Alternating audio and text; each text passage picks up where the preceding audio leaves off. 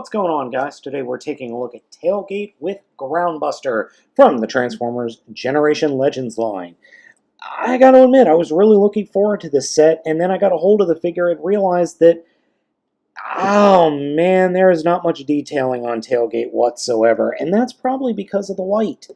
This, I know Tailgate in the original G1 was white, but I don't think this works. I don't think it works at all. It's just too stark. There's no real detailing other than eyes, and it's not the best use of the mold, of this mold. I think it really should be a darker color. Just a personal preference. But otherwise, it's not a very attractive looking figure. It's just overly bulky and there's all this kibble hanging off of it. It's not a very good looking figure. I'm sorry to say. I like the head sculpt. I think the head sculpt is cool, but there's 3 colors, technically 4, for the whole figure. Now, his little Minicon partner, Groundbuster. This is just sad. He's this little, grabby shovel thing.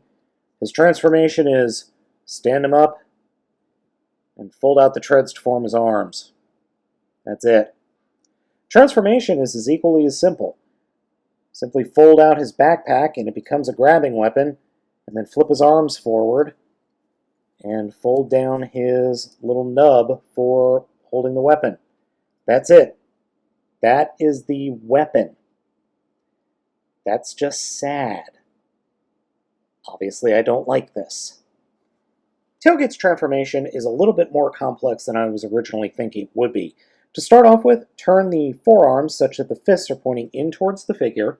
Take the legs and fold them up as far as they will go, and then grab the legs and pull them away from the figure, thereby pulling the crotch section, the tummy section, down along the back of the figure. Take the backpack here and fold it down until it can't go any farther. Take the hip parts and flip them around so that the wheels are pointing towards the back of the figure. Fold the feet up behind the legs. Turn the legs so that the shins are pointing towards the inside. Take the tops of the arms and shoulders and fold them up over the head, and they will peg into place. And then take the legs and flip them up into the undercarriage, and the bottom of the feet will peg in to the backs of the forearms, and then just get everything pegged into place. And as soon as you try to get everything pegged into place, it ends up popping out. The sports car you end up with really isn't anything to write home about. It's not a particularly good-looking sports car, and it looks an awful lot like movie Bumblebee. I mean, an awful lot like one of the movie Bumblebees. And it's stark white with teal. That's it. Now, I do appreciate the fact that the hubcaps are painted, but that's literally the least Hasbro could do. Oh, and there's silver on the windows. Other than that, it's not real great. You can plug the Minicon or Micromaster or whatever the heck they're called into the hood. It doesn't look that great either. It just looks kind of silly in all honesty. Just very dull. One saving grace for this figure is you can come up with this hilarious sports car Gerwalk mode. Completely and utterly useless, but still very funny.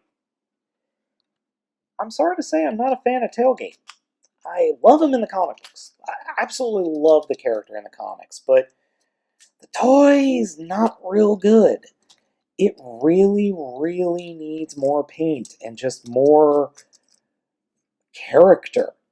I'm sorry to say, it's not a real interesting toy. And I think all the paint and all the photoshopping really does the figure a disservice, because he could be really neat. He just needs more paint badly.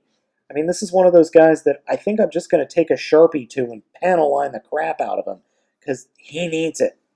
So guys, as usual, I'm Baltmatrix, taking a look at Generations, Legends Class Tailgate, and I'll catch you next time.